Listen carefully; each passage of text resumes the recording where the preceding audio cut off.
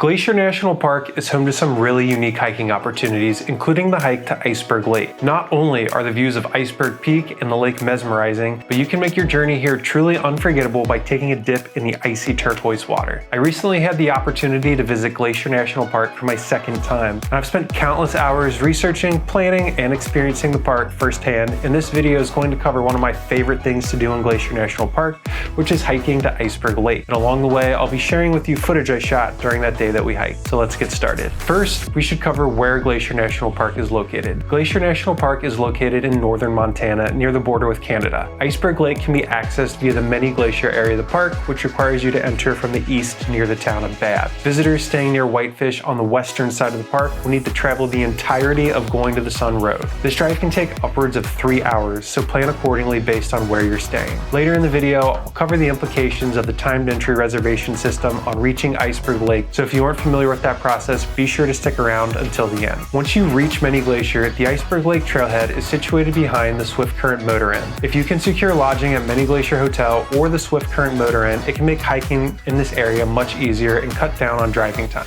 However, both hotels usually sell out a full year in advance and are generally on the expensive side. Now let's discuss what to expect when actually hiking out to Iceberg Lake. This hike has a steady uphill grade almost the entire way out to Iceberg Lake. The total out and back length of this hike is about 9.3 miles or roughly 15 kilometers. Given the approximately 1,500 feet of elevation gain, altitude above sea level, and length, I consider this trail moderate in difficult. Although moderate in difficulty, the trail is well maintained and there are no technical portions to the hike. Despite the length and gain, there aren't any sheer drops, which means if you have a fear of heights, you should still be able to tackle this hike. I would budget between 4 and 5 hours to knock out this hike depending on your personal fitness level. Budget additional time for stopping at the lake itself and take plenty of photos as you go. You'll encounter shaded areas, but more than half of this trail is exposed to the sun, so plan accordingly. Along the way, you'll have to make a few small stream crossings, but the trail is well maintained and these shouldn't cause you any issues. These streams can also be a great water source for anyone who's hiking with the proper filtration gear. For everyone else, the streams offer a source of cold water that's perfect for getting your hair or hat wet to cool off. It's also not uncommon for this trail to be closed due to bear activity. Be sure to check current trail conditions and closures on the National Park Service website before driving out to the trailhead.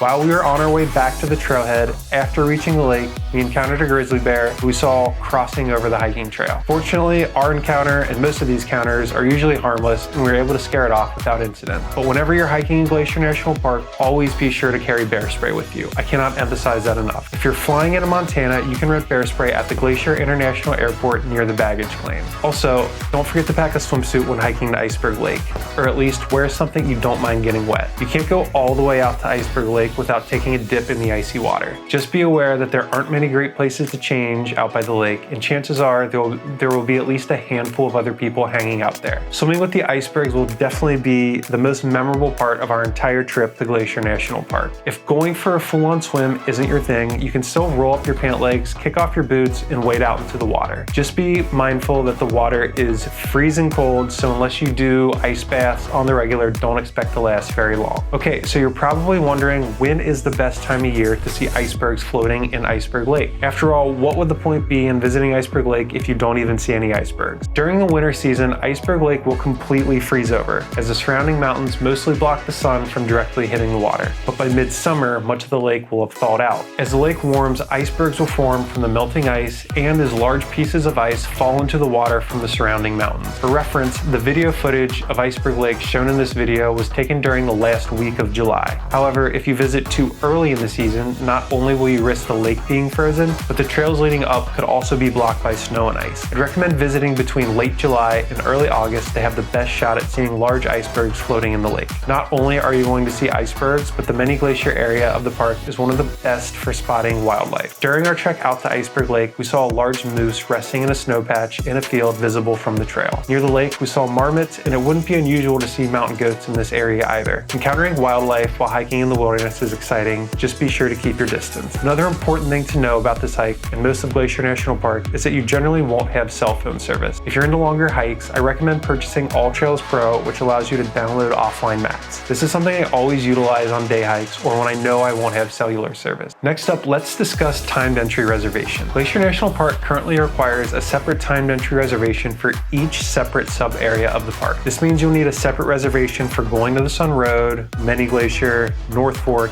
and to Medicine. If you need to cross Going to the Sun Road to reach Many Glacier where Iceberg Lake resides, you'll either need to go around the park or secure reservations for both areas. If you're unfamiliar with that process, I'll include a link to my complete guide covering the process in the video description below. And as a general PSA, pets are not allowed on this trail or most places throughout Glacier National Park. Another useful tip to know about this hike is that you'll encounter pit toilets just before reaching Iceberg Lake and at the Ptarmigan Tunnel Spur. Pit toilets are basically permanent outdoor porta potties. Chances are, if you're visiting Glacier National Park, you'll be doing quite a bit of hiking. And if you're doing some hiking, you want to have the right gear handy in order to have the best experience possible. For your convenience, I put together an extremely thorough day hike checklist to make sure you don't miss anything. That guide is geared towards lengthier day hikes like Iceberg Lake. It's a great place to look if you plan on attempting the lengthier Highline Trail during your visit as well. There's a link to that checklist in the video description below. Hopefully you found this guide covering the hike to Iceberg Lake super helpful during your trip planning process. Feel free to reach out on social media or drop a comment below if you have any specific questions that went unanswered in this video. Don't forget to check out some of the other Glacier National Park guides that are available on my blog. I've included links to those in the video description as well for your convenience. If you enjoyed this video, don't forget to like it and subscribe so you don't miss out on any future travel guides that I publish to this channel. I'm Wes Mergard with WorkRemotely, LiveRemotely.com, and thanks for watching.